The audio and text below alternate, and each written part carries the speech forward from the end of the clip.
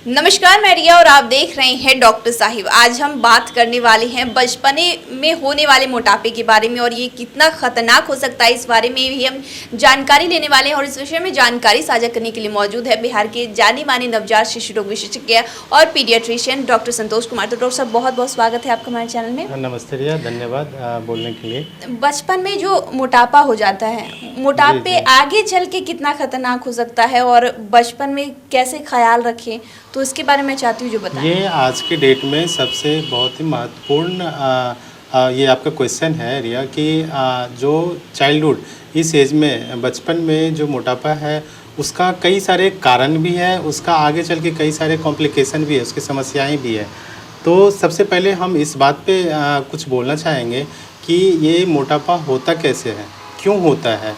बचपन में जब हम लोग छोटे थे तो इतने बच्चों में कॉमनली मोटापा नहीं पाया जाता था। आज के जनरेशन में इस टाइम पे आप ज़्यादा देखते होंगे, पोस्ट कोविड खास करके बहुत ही ज़्यादा बढ़ गया है। तो इनमें कई सारे फैक्टर है जो समझना चाहिए हम लोगों को। घर में माता पिता को, जो बच्चे का केयर टेकर होते हैं, जो उनका ख्याल रखते हैं, उन लोगों को 3-4 चीज़ पे ध्यान रखना चाहिए कि बच्चे का डाइटिंग कैसा हो रहा है, उसका खान पान कैसा हो रहा है, उसका बच्चे का खेलना कूदना, ठीक है, ये सारे एक्टिविटी कर रहे हैं या नहीं कर रहे हैं। और सबसे कॉमन जो होता है ना, सेडेंट्री लाइफस्टाइल, यानी कि बैठ के घर से बाहर बच्चे के आज के डेट में आप देखेंगे बहुत ऐसे बच्चे हैं जो घर से बाहर नहीं निकल पाते हैं। स्कूल से आया, ट्यूशन, उसके बाद वो कंप्लीट खाना खा रहा है, बैठा हुआ है, बाहर खेल नहीं रहा है, ठीक है, वो या तो गेम खेल रहा है, इंडोर गेम, या फिर पढ़ाई कर रहा है, जिसके कारण ओबेसिटी होता है। तो ये चीज़ हमें ध्यान रखना होगा, हम माताओं पिताओं को ध्यान रखना होगा, हम पेरेंट्स को, कि हमारे बच्चे में 3-4 चीज़ का ख्याल बहुत ही ज़रूरी है। सबसे एक तो बैलेंस डाइट, ठीक है, सब बहुत ज़रूरी है बैलेंस डाइट। उसमें सबसे इम्पोर्टेंट होता है कि टाइमिंग। आप अगर पर्टिकुलर टाइम पे नाश्ता दे रहे हैं तो नाश्ता दीजिए और एक बैलेंस वे में दीजिए। जैसे लंच हो रहा है तो लंच का टाइम भी बैलेंस है, एक पर्टिकुलर टाइम पे फिक्स होना चाहिए और उसमें जंक फूड अवॉइड करना चाहिए। सेकंड दूसरा होता है कि इन बिटवीन मील, यानी 2 खाने के बीच में, जैसे नाश्ता और आप खाना खा रहे हैं दिन का, उस बीच में बच्चे कुछ ना कुछ घर में खाते रहते हैं, तो वो चीज़ अवॉइड करना चाहिए। वो भी एक बहुत बड़ा फैक्टर होता है ओबेसिटी का। और एक बार ओबेसिटी हो गया तो बच्चों में, तो वो वेट रिड्यूस करना और वो मोटापा कम करना बहुत ही डिफ़िकल्ट हो जाता है, नहीं हो पाता। क्योंकि अब बच्चे को इस चीज़ में बहुत सारे आज के डेट में कैरियर ओरिएंटेड, यानी क्लास स्कूल का प्रेशर इतना रहता है कि एक्टिविटी उतना नहीं कर पाता, खेलना कूदना, इन चीज़ों का प्रमोशन नहीं हो पाता है, जिसके कारण ओबेसिटी और बढ़ता जा रहा है। और अगर बचपन में अगर ओबेसिटी मोटापा हुआ तो आगे चल के बच्चों में वो जब बड़ा होगा तो डायबिटीज़, हाइपरटेंशन, इन सब बीमारियों का रिस्क बढ़ जाता है।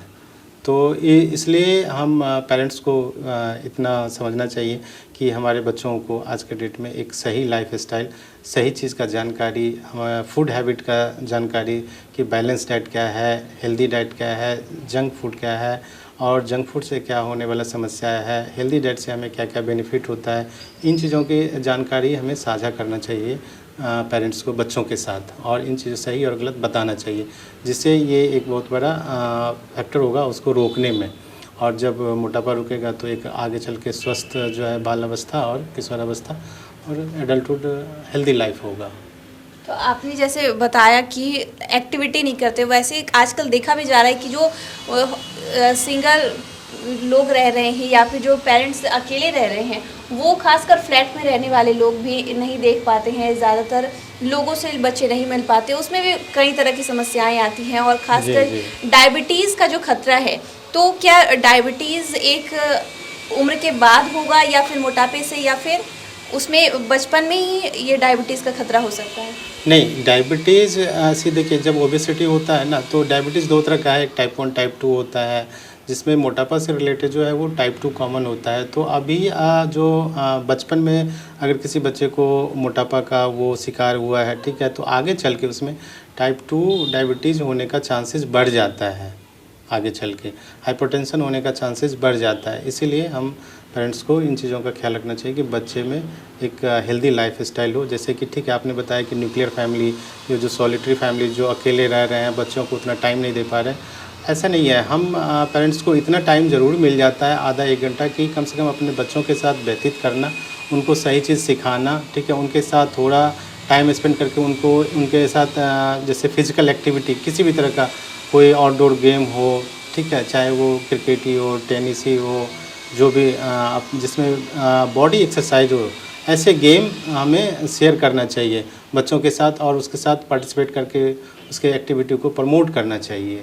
तो ये एक सबसे इम्पोर्टेंट रोल है, चाहे वो मम्मी हो या पापा, जब कभी भी टाइम मिले तो बच्चों के साथ स्पेंड करना चाहिए टाइम और उनके फिजिकल एक्टिविटी को प्रमोट करना चाहिए।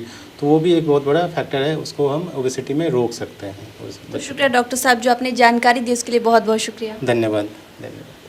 तो आप डॉक्टर संतोष कुमार को सुन रहे थे, जिन्होंने बचपन में होने वाले मोटापे के बारे में जानकारी साझा की। इस विषय में आप क्या सोचते हैं हमें कमेंट कर ज़रूर बताएं। चैनल को सब्सक्राइब करें, फेसबुक पेज को लाइक करें, साथ ही डॉक्टर साहब से आपके क्या सवाल है हमें कमेंट कर या मेल के माध्यम से भेज सकते हैं। वीडियो देखने के लिए आपका शुक्रिया।